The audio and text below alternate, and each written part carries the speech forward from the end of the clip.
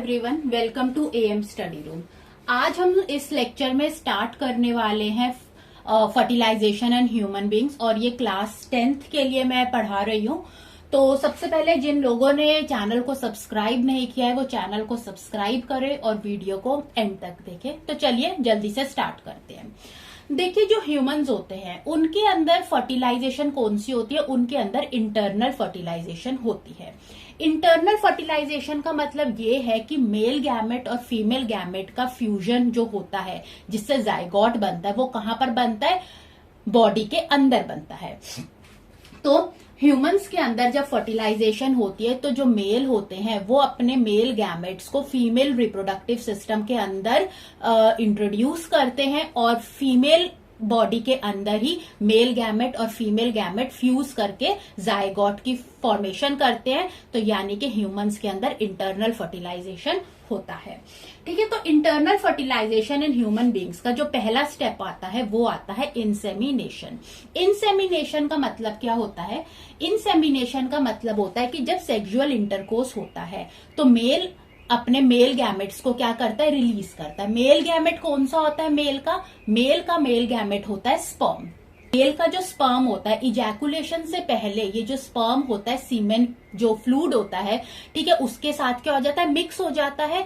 और during sexual intercourse यही जो सीमेन जो होता है, मेल अपनी पीनिस के थ्रू इस सीमेन को फीमेल रिप्रोडक्टिव सिस्टम में, यानी जो फीमेल वेजाइना है उसके अंदर क्या करता है? इंट्रोड्यूस करता है। ठीक है, और इसको इंट्रोड्यूस करता है। और ये जो डिस्चार्ज होता है वेजाइना में, ये किसके नियर होता है? Near the point called cervix. तो इसको हम क्या कहते हैं? इंसेमिनेशन कहते हैं। ठीक है, इंसेमिनेशन कहते हैं। अब ये जो सिंगल डिस्चार्ज जो हो रहा है सीमेन का near the point called cervix, इस सिंगल डिस्चार्ज के अंदर मिलियन ऑफ स्पर्म्स प्रेजेंट होते हैं। ठीक है, तो अब यहाँ पर सर्विक्स के पास क्या हुआ? इंसेमिनेशन हुआ, डिस्चार्ज हुआ। सर्विक्स वो पॉइंट होता है जो फीमेल का जो यूट्रस होता है उसको वो वेजाइनल कैनाल के साथ क्या करता है? कनेक्ट करता है।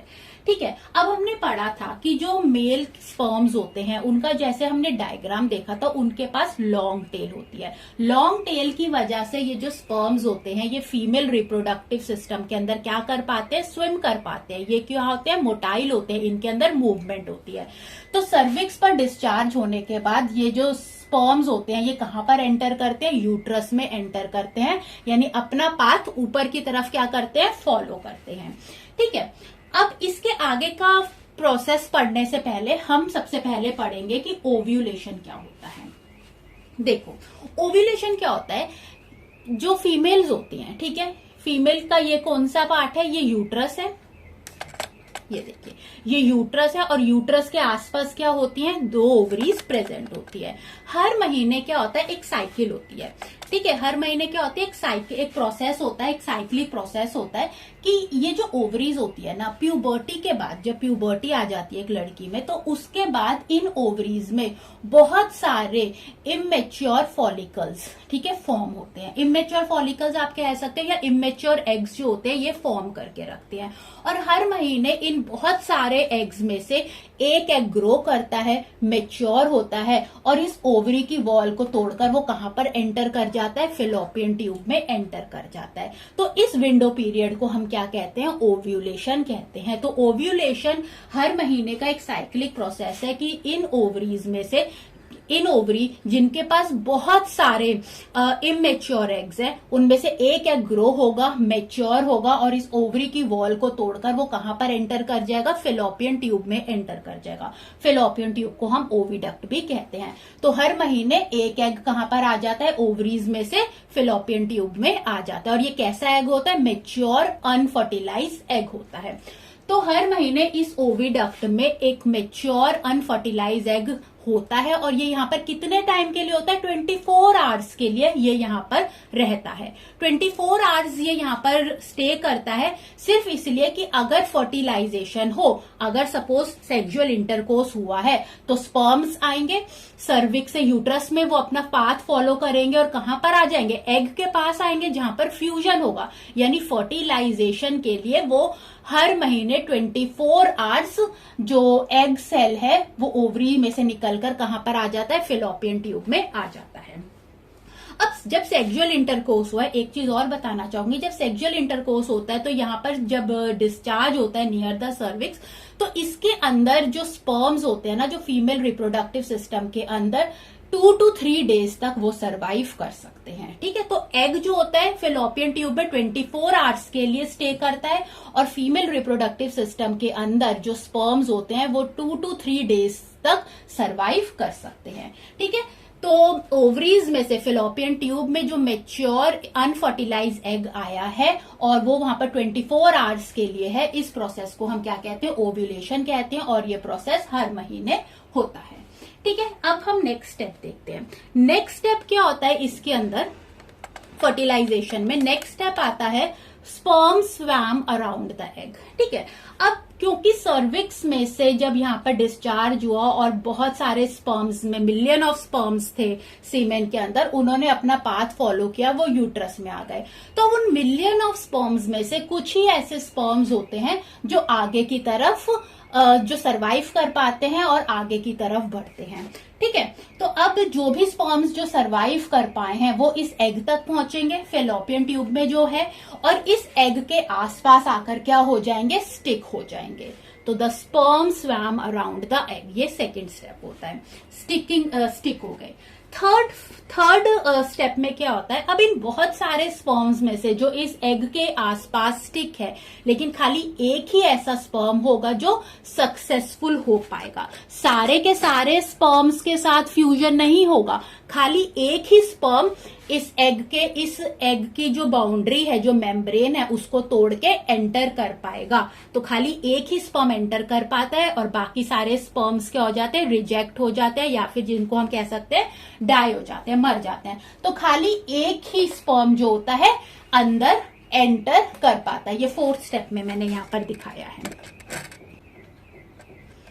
ठीक है, तो जैसे ही एक स्पर्म ने उसके सेल की मेम्ब्रेन जो मतलब जो सक्सेसफुल हो पाया, जिसने इस सेल मेम्ब्रेन जो एग सेल है उसकी मेम्ब्रेन को तोड़ा और वो अंदर की तरफ आ गया, और इसके बाद इस एग सेल की में एक न्यू मेम्ब्रेन फॉर्म हो गई, जिसकी वजह से बाकी सारे स्पर्म सेल तो रिजेक्ट हो ही गए, और इसके अलावा जो हमारा एक स्पर्म था जो अंदर एंटर कर पाया था, उसका खाली हेड पार्ट ही अंदर आ पाएगा और उसकी टेल पार्ट बाहर की तरफ ही रह जाएगी। ठीक है, तो बहुत सारे स्पर्म्स बहुत सारे स्पर्म्स जो होते हैं एग को सराउंड करते हैं, लेकिन खाली एक ही स्पर्म उस एग के साथ फ्यूज कर पाता है, और उस स्पर्म का खाली हेड पार्ट ही अंदर आ पाता है, उसका टेल पार्ट बाहर रह जाता है। ठीक है, और फिर क्या होता है, मेल और फीमेल गैमेट्स क्या करते हैं, आपस में फ्यूज होते हैं और किसकी फॉर्मेशन करते हैं, जाइगोट की फॉर्मेशन करते हैं।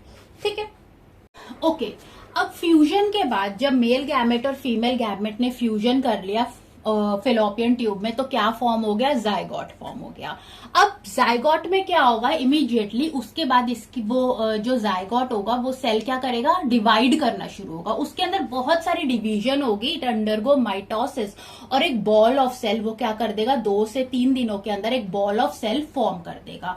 और उसके बाद ये जो बॉल ऑफ सेल होती है ये फेलोपियन ट्यूब से वापस कहाँ आ जाती है, जैसे सपोज यहां पर जाइगोट फॉर्म हुआ था, 2 या 3 डेज बाद मतलब 2 या 3 दिन के अंदर इस जाइगोट के अंदर क्या हुई, बहुत सारी सेल डिवीजन हो गई, और उसके बाद इसने 2 या 3 डेज के बाद जब ये एक बॉल ऑफ सेल बन गया, तो उसने कहां पर अपना रूट तो उसने अपना कहां पर पाथ फॉलो किया, अगेन टुवर्ड्स यूट्रस, वो यूट्रस की तरफ वापस नीचे आएगा। ठीक है, और 7th डे पर वो यूट्रस की जो लाइनिंग होती है, जिसको हमने एंडोमेट्रियल लाइनिंग कहते हैं, थिक एंड लाइनिंग होती है, उसके साथ क्या हो जाएगा, अटैच हो जाएगा। ठीक है, तो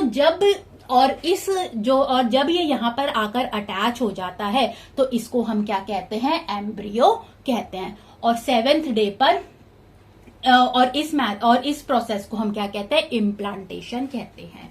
ठीक है, तो इम्प्लांटेशन बेसिकली क्या होती है कि जब जाइगोट फॉर्म हो गया है ओविडक्ट में, फेलोपियन ट्यूब में, तो वो 2 या 3 दिन तक क्या करेगा, उसके अंदर रैपिड सेल डिवीजन होएगी, एक बॉल ऑफ सेल बन जाएगा, और उसके बाद वो ट्रेवल करेगा टुवर्ड्स यूट्रस। यूट्रस में जो एंडोमेट्रियल लाइनिंग होती है, 7th डे पर ये जो बॉल ऑफ सेल होती है, इस एंडोमेट्रियल लाइनिंग के साथ आकर क्या हो जाती है, अटैच होती है। इस प्रोसेस को हम क्या कहते हैं, इम्प्लांटेशन कहते हैं। और जब इम्प्लांटेशन हो जाती है तभी एक वुमेन को प्रेग्नेंट बोला जाता है। ठीक है। और अब ये जो अटैच सेल है, बॉल ऑफ सेल जो इम्प्लांट हो चुकी है एंडोमेट्रियल लाइनिंग से, इसको हम क्या कहेंगे, एम्ब्रियो कहते हैं। ठीक है। तो इम्प्लांटेशन के बाद आगे क्या होता है वो नेक्स्ट देखते हैं। देखो अब नेक्स्ट इम्प्लांटेशन के बाद क्या होता है। देखो जाइगोट से बनता है एम्ब्रियो, और एम्ब्रियो से क्या बनता है, फीटस बनता है। तो हमारा जो एम्ब्रियो था वो आकर यूट्रस के अंदर एंडोमेट्रियल लाइनिंग के साथ अटैच हो गया है, और इस प्रोसेस को हमने क्या बोला, इम्प्लांटेशन बोला है। और इम्प्लांटेशन कब होता है, 7th डे पर होता है, तभी विमेन को प्रेग्नेंट बोला जाता है। अब इम्प्लांटेशन के बाद क्या होता है कि एम्ब्रियो को अब आगे ग्रो भी तो करना है। ठीक है। उसकी भी तो रिक्वायरमेंट्स है, तो वो रिक्वायरमेंट्स कैसे पूरी होंगी, तो वो रिक्वायरमेंट पूरी करने के लिए होता क्या है, वो रिक्वायरमेंट्स कैसे पूरी होती है, एम्ब्रियो की किससे पूरी होती है, मदर बॉडी से पूरी होती है। होता क्या है कि जो एम्ब्रियो होता है, क्योंकि वो सपोज ये एम्ब्रियो है, ये एंडोमेट्रियल लाइनिंग है, और यहाँ पर क्या है, एम्ब्रियो है। अब होता क्या है, इस एंडोमेट्रियल लाइनिंग और इस एम्ब्रियो के बीच में क्या होता है, एक टिश्यू फॉर्म हो जाता है, एक टिश्यू फॉर्म हो जाता है। और इस टिश्यू की शेप कैसी होती है, इस तरीके से फिंगर लाइक प्रोजेक्शन होती है। ठीक है। ये एक फॉर्म हो गया, और ये है आपका इस तरीके का एम्ब्रियो है। ठीक है। तो बेसिकली मैं ये कहना चाहती हूँ कि जो भी रिक्वायरमेंट्स है कि अब एम्ब्रियो को फीटस बनना है, उसको डेवलपमेंट, उसको भी तो रिक्वायरमेंट, उसको भी तो चीजें चाहिए, उसको ऑक्सीजन चाहिए रेस्पिरेशन के लिए, एक्सक्रीशन के लिए, न्यूट्रिएंट्स के लिए, यानी प्रॉपर न्यूरिशमेंट के लिए। वो उसकी रिक्वायरमेंट्स कैसे पूरी होगी, मदर बॉडी से पूरी होगी। और उसके लिए होता क्या है कि ये जो सपोज ये है एंडोमेट्रियल लाइनिंग और ये था हमारा एम्ब्रियो, तो एम्ब्रियो और एंडोमेट्रियल लाइनिंग के बीच में एक टिश्यू फॉर्म हो जाता है, और इस टिश्यू की कैसी शेप होती है, फिंगर लाइक प्रोजेक्शंस होते हैं। और इस फिंगर लाइक प्रोजेक्शंस को, इस टिश्यू को हम क्या कहते हैं, प्लासेंटा कहते हैं। इसी प्लासेंटा के थ्रू, ठीक है, प्लासेंटा कहते हैं। और ये है हमारा, तो ये एंडोमेट्रियल लाइनिंग है, ये प्लासेंटा है, और ये क्या है, एम्ब्रियो है। अब ये जो एम्ब्रियो है इस प्लासेंटा के साथ कैसे जुड़ा रहेगा, ये जुड़ा रहेगा अम्बाइकल कॉर्ड के थ्रू। एक लंबी सी कॉर्ड होती है जो इस एम्ब्रियो को इस प्लासेंटा के साथ जोड़े रखती है। तो ये जो एंडोमेट्रियल लाइनिंग है ये मदर बॉडी का पार्ट है। ठीक है। और उसी के साथ एक टिश्यू फॉर्म हो गया जिसको हमने प्लासेंटा का कहा, और प्लासेंटा और ये जो हमारा एम्ब्रियो है इसके बीच में इनको अटैच करने के लिए क्या फॉर्म हो गई, अम्बाइकल कॉर्ड फॉर्म हो गई। ठीक है। तो अब मदर बॉडी से सारी जो रिक्वायरमेंट्स होगी, वो मतलब जो न्यूट्रिएंट्स मिल रहे हैं, ऑक्सीजन चाहिए, एक्सक्रीशन चाहिए, वो कौन पूरी करता है, ये प्लासेंटा पूरी करता है। ठीक है। और प्लासेंटा के साथ जो अटैचमेंट होती है इस एम्ब्रियो की, वो किसके थ्रू होती है, अम्बाइकल कॉर्ड के थ्रू होती है। और एम्ब्रियो उसके बाद किस में फॉर्म हो जाता है, फीटस के अंदर फॉर्म हो जाता है। जैसे इस डायग्राम में मैंने फीटस दिखाया है। ठीक है। ये फीटस है, ये क्या था, ये एंडोमेट्रियल लाइनिंग थी। एंडोमेट्रियल लाइनिंग के इधर ये जो फिंगर लाइक प्रोजेक्शंस है, ये क्या है, प्लासेंटा है। और प्लासेंटा को इस फीटस के साथ किसने जोड़ रखा है, अम्बाइकल कॉर्ड ने जोड़ रखा है। और इसी के थ्रू, ठीक है, और इसी के थ्रू यानी प्लासेंटा के थ्रू ही मदर बॉडी से ऑक्सीजन का एक्सचेंज होता है, न्यूट्रिएंट्स मिलते हैं और एक्सक्रीशन हो पाता है। ठीक है। शॉर्ट लेना है तो आप यहाँ पर ले सकते हैं कि after implantation development of disc shape tissue, या इसको फिंगर लाइक प्रोजेक्शंस कहते हैं, टेक प्लेस। इसको क्या बोलते हैं, प्लासेंटा कहते हैं। द फीटस जो होता है it is connected to placenta, किसके थ्रू कनेक्टेड होता है, a cord name umbilical cord. It is through placenta the exchange of nutrients, oxygen and excretion take place. तो प्लासेंटा के थ्रू ही जो भी रिक्वायरमेंट्स हैं एम्ब्रियो की, कि वो जब तक फीटस बनेगा उसके बाद फीटस को भी नरिशमेंट चाहिए, तो न्यूट्रिएंट्स चाहिए रेस्पिरेशन के लिए, एक्सक्रीशन के लिए, वो कौन पूरी करेगा, प्लासेंटा से ही पूरी होती है। ओके। तो अब हम देखते हैं गैस्टेशन। गैस्टेशन को हम प्रेगनेंसी भी कहते हैं, और ये वो टाइम पीरियड होता है जब मदर वूम्ब के अंदर जो फीटस होता है वो फुली डेवलप हो जाता है बेबी के अंदर। तो इस टाइम पीरियड के अंदर फीटस जो होता है वो फिजिकली भी डेवलप करता है, मेंटली भी डेवलप करता है, और उसके अंदर उसको पूरा ओवरऑल नरिशमेंट उसके अंदर उसे मिलता है। तो ये जो टाइम पीरियड होता है जो फीटस डेवलपमेंट का, जब तक वो बेबी फुली डेवलप बेबी नहीं बन जाता, इसको हम गैस्टेशन पीरियड कहते हैं। और ये पीरियड 9 मंथ्स का होता है। 9 मंथ्स यानी 38 to 40 वीक्स का ये पीरियड होता है। ये जो गैस्टेशन पीरियड होता है इसको 3 पार्ट्स में डिवाइड किया गया है। इन पार्ट्स को हम ट्राइमेस्टर कहते हैं, यानी 3-3 के हिस्सों में इसको बांटा गया है। फर्स्ट ट्राइमेस्टर, सेकंड ट्राइमेस्टर और थर्ड ट्राइमेस्टर। फर्स्ट ट्राइमेस्टर में मतलब इनको ये जो डिवाइड किया गया इस टाइम पीरियड में on the basis of development, कि फीटस हमारा डेवलप कर रहा है, ठीक है, फुली ओवरऑल डेवलपमेंट हो रही है, फुली ग्रोन बेबी बन रहा है, तो कौन से महीने में, तो इनको 3-3 महीनों के उसमें बांटा गया है। तो सबसे पहले हम देखते हैं कि क्या क्या डेवलपमेंट होती है। अब देखो फर्स्ट ट्राइमेस्टर है यानी कि फर्स्ट 3 मंथ्स, उसके अंदर सबसे पहले क्या होता है, न्यूरल ट्यूब डेवलप होती है। न्यूरल ट्यूब क्या होती है, ये प्रिमिटिव स्पाइनल कॉर्ड कह लो, कि जब स्पाइनल कॉर्ड बननी शुरू होती है इसकी डेवलपमेंट होती है। डेवलपमेंट ऑफ हार्ट बीट होती है, formation of ears, eyes, hand and toe और जेनाइटल्स बन जाते हैं फर्स्ट ट्राइमेस्टर में। फिर आता है सेकेंड ट्राइमेस्टर जो नेक्स्ट 3 मंथ्स होते हैं। अब सेकेंड ट्राइमेस्टर के अंदर अम्बाइकल कॉर्ड कनेक्टेड हो जाती है, ठीक है। तो सेकेंड ट्राइमेस्टर के अंदर अम्बाइकल कॉर्ड कनेक्टेड हो जाती है, यानी कि जो फीटस होता है उसके वो प्लासेंटा से कनेक्ट हो जाता है, किसके थ्रू, अम्बाइकल कॉर्ड के थ्रू। सेकेंड ट्राइमेस्टर में ही नेल्स डेवलप होने लगते हैं, बॉडी पर हेयर विजिबल हो जाते हैं, लंग्स में डेवलपमेंट होती है और बेबी जो होता है, फर्स्ट ट्राइमेस्टर में ईयर की फॉर्मेशन हो गई थी, लेकिन सेकंड ट्राइमेस्टर में बेबी सुनने लगता है, बेबी कैन हियर। फिर आता है थर्ड ट्राइमेस्टर जो कि एक बहुत इंपॉर्टेंट ट्राइमेस्टर बोला गया है, क्योंकि इसके अंदर बेबी जो होता है वो किक स्टार्ट करता है, बेबी स्ट्रेच करता है, तो मदर जो होती है इस किक को फील कर सकती है। बेबी का वेट गेन होता है, ठीक है, चेस्ट जो होती है और ज्यादा प्रोमिनेंट हो जाती है, ठीक है।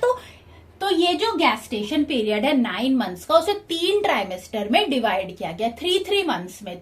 First trimester is first 3 months, फिर नेक्स्ट 3 मंथ्स और उसके बाद नेक्स्ट अगले 3 मंथ्स, ठीक है। अब होता क्या है, जब ये जो थर्ड ट्राइमेस्टर ओवर हो जाता है, यानी जब एंड ऑफ 40 वीक होता है, तो अब जो हमारा जो फीटस है वो फुली ग्रोन हो चुका है बेबी में, यानी अब वो बर्थ के लिए रेडी है। उसके अंदर फिजिकल डेवलपमेंट भी हो चुकी है, मेंटली भी डेवलपमेंट हो चुकी है और सारे ओवरऑल उसके अंदर न्यूरिशमेंट्स हैं। तो baby is ready for birth और इसको हम क्या कहते हैं, पार्ट्यूरेशन कहते हैं। पार्ट्यूरेशन यानी वो प्रोसेस है जब यूट्रस है, वूम्ब है, उसकी वॉल्स में रिदमिक कॉन्ट्रैक्शंस होते हैं और वो कॉन्ट्रैक्शंस इतने स्ट्रांग होते हैं कि वो उन कॉन्ट्रैक्शन की वजह से क्या होता है, जो सर्विक्स होता है वो पॉइंट जो कि यूट्रस को वेजाइना के साथ वेजाइनल केनाल के साथ कनेक्ट करता है, ये जो सर्विक्स होता है वो क्या करता है, डायलेट करता है, स्प्रेड करता है। और जो बेबी का जो हेड होता है, सबसे पहले हेड जो होता है वो नीचे आता है, तो बेबी जो होता है यूट्रस से वेजाइनल कैनाल में, जिसको हम बर्थ कैनाल कहते हैं, उसकी तरफ आता है। तो हेड पार्ट जो होता है ना बेबी का, वो सबसे पहले जो डायलेटेड सर्विक्स है उसके थ्रू बाहर आता है और इस प्रोसेस को हम पार्ट्यूरेशन कहते हैं, ठीक है। तो यहाँ पर ये जो फर्टिलाइजेशन है, ये टॉपिक यहाँ पर कंप्लीट होता है। आपको वीडियो अच्छी लगे तो आप इसे लाइक करें, चैनल को सब्सक्राइब करें। Thanks for watching.